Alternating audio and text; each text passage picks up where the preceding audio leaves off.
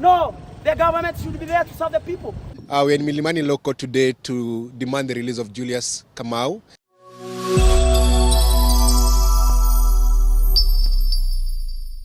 We're in Milimani Law Court today to demand the release of Julius Kamau and other demonstrators who were arrested on Wednesday. They were peaceful demonstrators and they were arrested by the police in the CBD.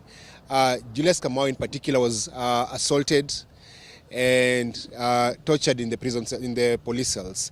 I saw him today and he has like wounds in his eyes and he claims that the police screwed a screwdriver in his ear. And so we're demanding for his unconditional release. He's a peaceful man. He's a courageous activist who is fighting for everyone in this country. Okay, Boniface, we've seen you've been here since 9 a.m. Yes. Now it's actually 12. It's 1 a.m. It's 1 p.m. Yeah? 1 p.m.? Yeah, we've been here for about almost 5 hours. There's no magistrate in court, there's no prosecutor, and Julius is still in the cells. You've said that the police drilled a screwdriver in his ear. Yeah. How true is that information? So, yesterday when he came to court, he told the magistrate the same, that he was actually tortured by the police. And you can see he has wounds. His eyes are bloodshot red because of how he was beaten by the police. The magistrate ordered that he should be taken to the hospital, but he wasn't taken to the hospital. So, if the police have nothing to hide, why don't you take Julius Kamau to the hospital?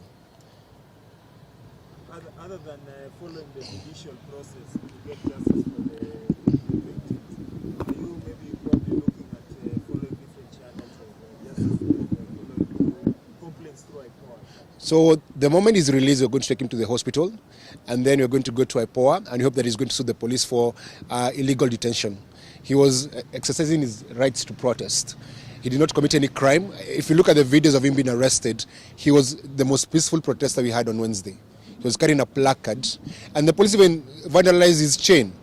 They took his personal property and destroyed it. He had chained himself with his own chain. What that means, when the police took the chain, they stole it from him. Also, they took his phone. He doesn't have his phone. So they stole his phone, they stole his chain, and tortured him. He needs to be released. We also saw an incident where you and some of the activists who are trying to call for the release of the demonstrators that turned ugly and there was tear gas. Probably, and you know the demonstrations are not over, people are still, the cost of living is still high. Yes. What message do you have maybe for the law enforcement in terms of how they handle you, including handling a retired chief justice? I think it was very shameful to see them tear gas William Tunga. And he was in a police station, which is a public property, and it's open to everyone.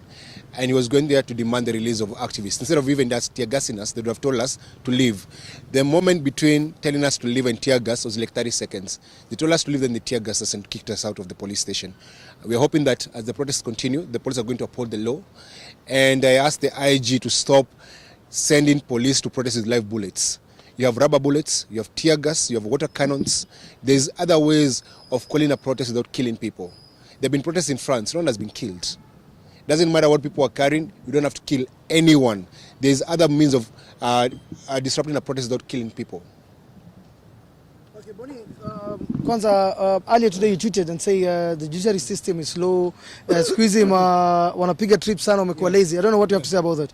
No, the judiciary is very lazy. If you go to Mother Kome's page, go to her Twitter page, you can't even comment on her page.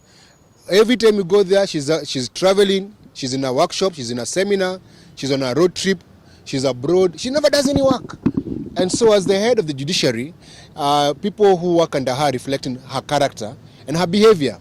Because if you go to court, you've been in court for 5 hours, there's no one in that court. Because the judges are either drinking tea or wanatanga-tanga. If they don't think they can do the job, they should just resign. If Mother Kome thinks she's not able to do her work, she just resign, because you can't come here seeking for justice and wait for many hours and there's no justice. It's actually shameful that a matter that is very simple, like now his arrest, he has been in the cells for 5 hours. There's no sign of anyone to actually process or even listen to the case. There's nobody. So what is wrong with the judiciary? It's Kome, because Kome is the one who is the head of the judiciary. You know, fish rots from the head. So if the judiciary is rotten, Kome is rotten. Julius is here on a bailable offense. Yeah. You know maybe the terms of his detention right now? The magistrate who was in court yesterday denied him bail. In this country, you can get bail for murder, for rape, for defilement, for looting, for anything. Someone who was unarmed holding a placard has been denied bail. That makes him a political prisoner. Right now, Julius Kamau is a political prisoner because he's been held without bail on a bailable offense. Do you think maybe there's an agenda to keep detaining him so that his freedom does not coincide with the upcoming demonstration? The agenda of the magistrate and this court is to please William Samoei Ruto and Rigathi. Because why are you denying a simple charge of illegal demonstration? Why are you denying him a bail? It's a bailable offense. So why is he in custody? And he's supposed to be in hospital because of the beatings he received in police custody. Vile bodi tumeona CS Transport Murkomen aliweza kutembea kwenye SGR 12 stations kuangalia damages, na kuna watu ambao walipendekeza wakasema vile pia waweze kutembea kwa shule ambao zilikuwa tear gas, wanafunzi ambao walikuwa tear gas, watembea hospitali, vijana ambao walikuwa wounded. I don't know now what you have to say on that. The only reason Murkomen went there yesterday to see the expressway is because there's a tender coming up.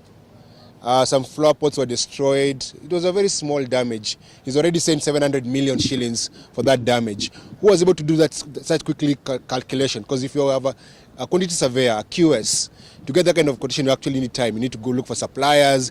You need to assess the damage. But he's already saying there's a tender being floated for 700 million. So Murkomen went there to look for a tender for his friends. I hope that Kindiki can go to the people who are injured, or kids who are beaten in school. Visit those people. Their bodies in the morgue. Go see them. Those people were shot by the police. But this country values property and roads more than human beings. People are injured. People are murdered. But no one is talking about the killed, the injured. They're talking about, oh, there's money for, now we must spend 700 million to repair expressway. Let me tell you, that road actually serves the rich and the upper middle class.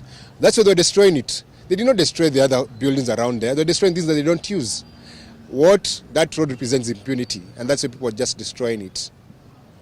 On your Twitter page, you said other countries have mafia, while Kenya, mafia serve the country. Yeah. Could you please explain what that means? This country is run by gangsters. Everyone is a gangster who is in power in this country. If you look at William Ruto was charged with land grabbing. He was charged with crimes against humanity.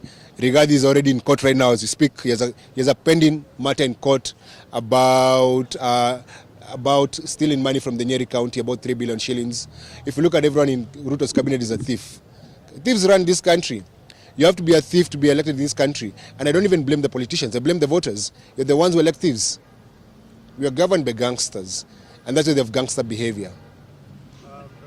Boni, just lastly, we have seen you previously in the front line of trying to champion for the rights of Kenyans. Are we maybe trying to see you change your tactic, maybe from the online activism to physical activism? Bro, me, I've been in the streets forever. Will you be within? I'm here. I'm in the streets. Here's the street. I was in court this morning.